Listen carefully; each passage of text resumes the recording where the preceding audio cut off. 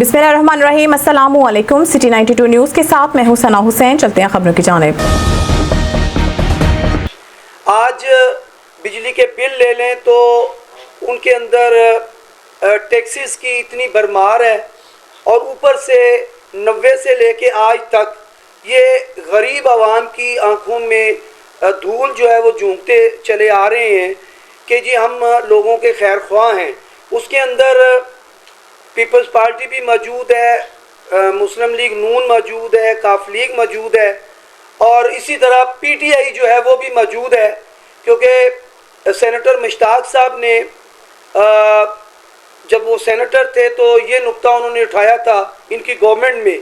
तो उन्होंने ये कहा था कि ये आईपीपीज जो है ये मुल्क को लूट रही हैं, मुल्क को कंगाल कर रही हैं और बंद प्लांट जो बिजली पैदा भी नहीं कर रहे उनके अरबों रुपए जो है वो माहाना आप बिजली का बिल दे रहे हैं जो गरीब आवाम के ऊपर आप डाल रहे हैं। और दूसरा ये है कि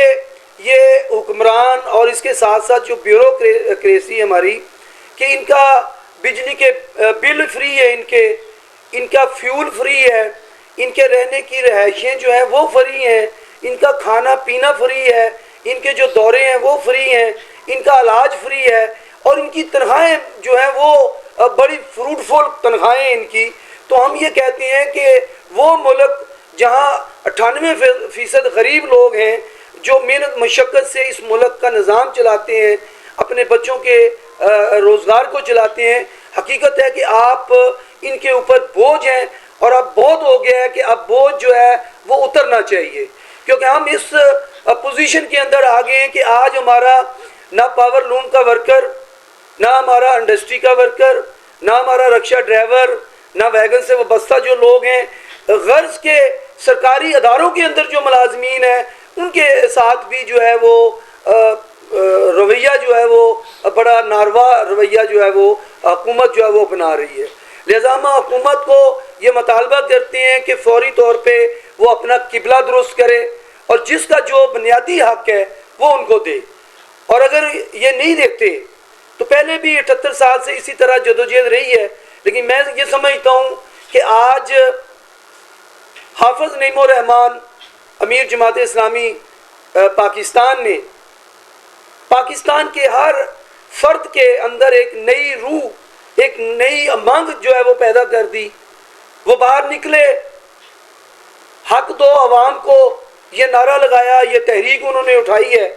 और हकीकत है कि इस तहरीक ने हम मेहनत कशों को भी हौसला दिया है और आज हम सारे जो स्टेक होल्डर हैं यहाँ पे बैठे हैं और हमने ये तय किया है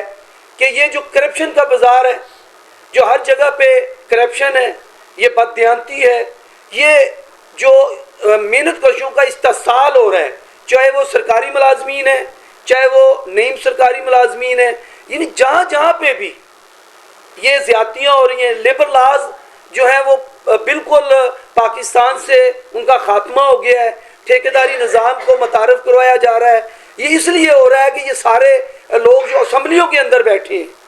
इन्होंने, ये सारे बिजनेसमैन हैं, इन्होंने हर शोबे पे, यानी चीनी को देख लें तो ये चीनी माफिया है, ये फैक्ट्रियाँ इन्हीं लोगों की हैं।